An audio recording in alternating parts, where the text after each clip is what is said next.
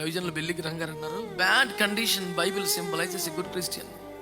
నలిగిపోయిన బైబిల్, చిరిగిపోయినట్టు ఉన్న బైబిల్ మంచి క్రైస్తవుడికి నిదర్శనం అన్నాడు. చింపేశారు బైబిల్ కన్నా. ఒక్కొక్కటి బైబిల్ అండి పేజీలు రావు. కొత్త బైబిల్ అనుకుంటున్నారా? 10 ఏళ్ళకు కూడా కొత్తగా ఉంది. అది పేజీలు తిప్పుతుంటే రావండి, ఎందుకంటే తిప్పే పని ఉండదు కదా. ఆమె ఉన్నప్పుడు జిప్పేసేస్తే మళ్ళీ ఆదివారం దాకా దిక్కులేదు దానికి. ఈ లోపు ఆకి ఎందుకు చదవో క్యాలెండర్లో ఉందిగా, తారీఖు వెళ్ళి పెట్టావు, నువ్వు చేయని సఫలం. ఆమేన్, హల్లెలూయా, what a God you are Jesus.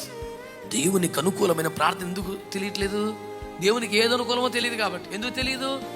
ఆ విషయం ఇక్కడ ఉందో మనం చదవం కాబట్టి. నా గొడవ అది. మీకు అర్థం అవుతుందో లేదో? దేవుడు మురిసిపోయేలాగా, దేవుడు సంతోషపడేలాగా, దేవుడికి నచ్చేలాగా మన ప్రార్థన యుక్తముగా, ప్రియముగా, ఇంపుగా దేవునికి ఉండాలంటే చెప్పండి, వాక్యం బాగా తెలిసి ఉండాలి.